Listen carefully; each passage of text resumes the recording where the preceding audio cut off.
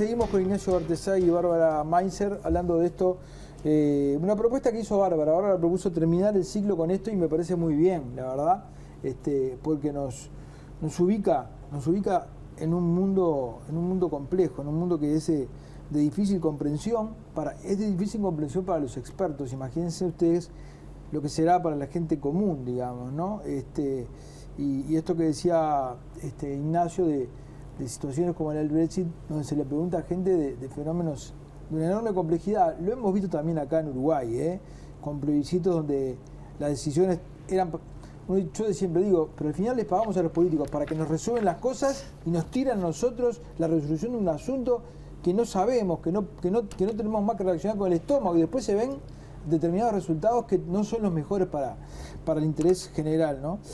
Antes de entrar en el capítulo Uruguay, Bárbara, ¿tienes alguna pregunta más sobre este tema del equilibrio de poder, en fin? Ignacio hablaba del nuevo orden que se generó luego de la Segunda Guerra Mundial y también hablábamos en este entretiempo de que ese nuevo orden ya no está más y que eso vuelve el mundo mucho más impredecible, pero además cuando haya un conflicto también va a ser de mucho más difícil solución porque los marcos, los esquemas que había antes hoy ya no están más y son nuevos, ¿no?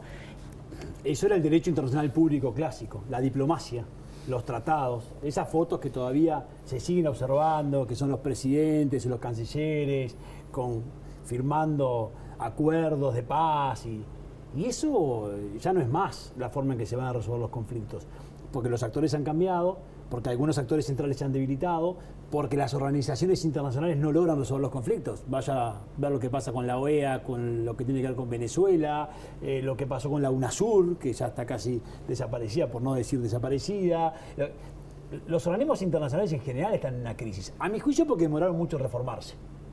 Yo en esa teoría de reformar los organismos internacionales estoy de acuerdo. Estos son como edificios que si vos los haces muy rígidos se caen. Hicieron edificios muy rígidos, no reaccionaron a los cambios, entonces se caen. No puede ser la misma credibilidad. No puede ser la misma organización que había cuando se terminó la Segunda Guerra que la que hay ahora, cuando el mundo cambió totalmente. No puede ser, y lo que hace eso en definitiva es la gente ya no cree que puedan solucionar. Es una pena porque esos organismos internacionales todavía tienen un rol muy relevante. Ahora, ¿hacia cómo vamos a resolver los conflictos? Con pragmatismo. Entonces probablemente los cancilleres, los presidentes tengan que tener las relaciones internacionales en general van a ser muy pragmáticas, muy flexibles, muy innovadoras, con poca ideología y con poco formalismo diplomático institucional. Se van a terminar resolviendo cosas, no te digo por tweet como impone Trump, pero en realidad estamos en eso, estamos en una diplomacia del tweet en la cual yo arreglo con Xi Jinping por teléfono algo y después lo pongo en tweet. Sabes que mencionaste a Enrique Iglesias. Un diplomático amigo estuvo con Iglesias en España. Iglesias le decía que él respeta muchísimo a Talvi, ¿no? Pero también le decía, hay momentos históricos en lo que es bueno que un canciller sepa mucho de economía, porque la cuestión es económica. Pero hoy los gobiernos necesitan estrategas políticos, porque el problema es político, ¿no? ¿Cómo ves a Uruguay? ¿Cómo ves a Uruguay en este escenario? ¿Y cuáles son las alternativas? Obviamente que como vos mismo decís, es muy difícil hacer perspectivas, pero ¿cuáles son las más elementales? Aquellas que no se pueden dejar de recorrer, más allá de cuál sea luego la estrategia en el hilado fino. Bueno, lo que pasa, yo estoy un poco de acuerdo con lo que dice Enrique Iglesias en cuanto es verdad que el perfil de Talvi es muy económico, entonces va a llevar a la Cancillería hacia ese lado. Evidentemente vamos a tener un Talvi que hable mucho de acuerdos comerciales, que hable mucho de esto que va a ser bien interesante de discutir, que es la relación entre la política de inserción internacional y la política de desarrollo del país, porque a ver, no es solo cerrar un acuerdo con China, pero si cerrás un acuerdo con China, ¿qué le vas a vender? ¿Cuál es tu política de desarrollo? ¿Cuál es el Uruguay de aquí a 20 años? En esa visión Talvi tiene mucho para aportar. Además de que obviamente es una persona del mundo, formada en el exterior, entonces que no es un experto en geopolítica, estoy de acuerdo. Entonces, yo creo que en ese espacio de reformar la Cancillería con un nivel más económico-comercial, no olvidando lo político, va a tener un rol que cumplir. Me parece que lo que tiene que ver con una agenda más pragmática de Uruguay en cuanto a las reformas internas para ser más competitivo a nivel internacional, en la firma de 2, 3, 4 acuerdos comerciales fuertes, o sea, va a liderar la posibilidad de negociar acuerdos bilaterales de forma independiente por Uruguay. Eso es lo que va a hacer, ¿no? Y después va a tener que volver al eje en cuanto a esta política que lamentablemente este gobierno se ha desviado de la tradición uruguaya que tiene que ver con la situación de Venezuela. Sin irse al extremo, porque no creo que la Cancillería y la Calle Pou lo ha dicho, no quiere formar parte del Grupo de Lima. Me parece que está muy bien, porque lo que hace la Calle Pou, no saliéndose del mecanismo de Montevideo, pero no ingresando al Grupo de Lima, es decir, a mí la política no me interesa, a mí me interesan los hechos. Los hechos es, acá hay una dictadura, acá hay un quiebre democrático, lo quiero resolver a través de los canales formales. Entonces, esas son las prioridades que va a tener la Cancillería de Talvi en cuanto a poder manejar una región convulsionada, sacar algo de provecho en ese rol de mediador para poder abrirse más al mundo y resolver los dos temas políticos.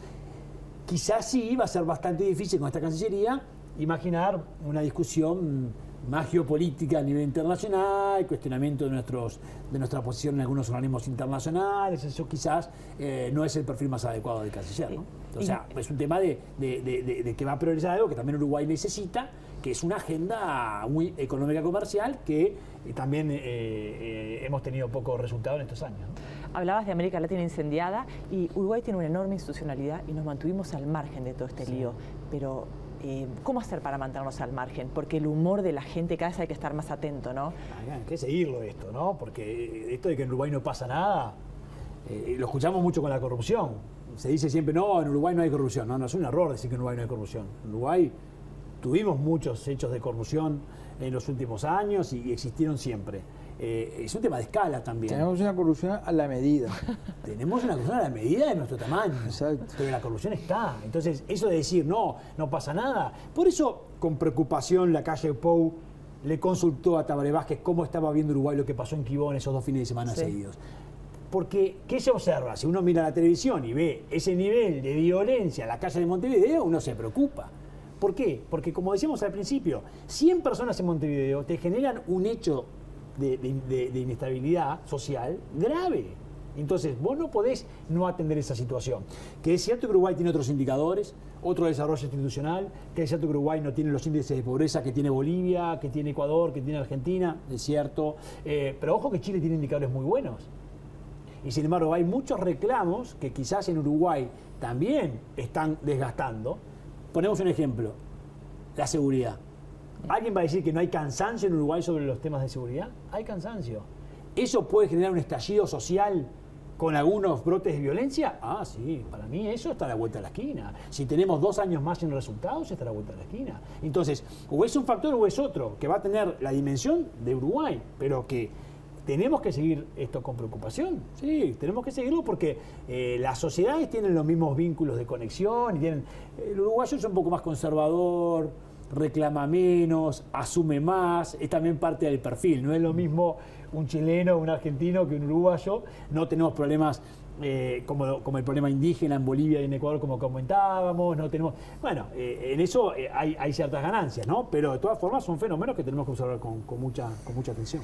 Ignacio, ha sido un enorme placer. Sos como un estilete porque sos fino, pero a la vez profundo. Y me gusta mucho tu estilo. Bueno, te agradezco mucho, Gabriel. Muchas gracias. Bárbara, no te despido porque nos vamos al próximo bloque con el bloque de educación financiera, ¿te parece? Excelente. Muy bien, muchas gracias. Gracias, vamos Gracias a ti, Ignacio. Y ya volvemos.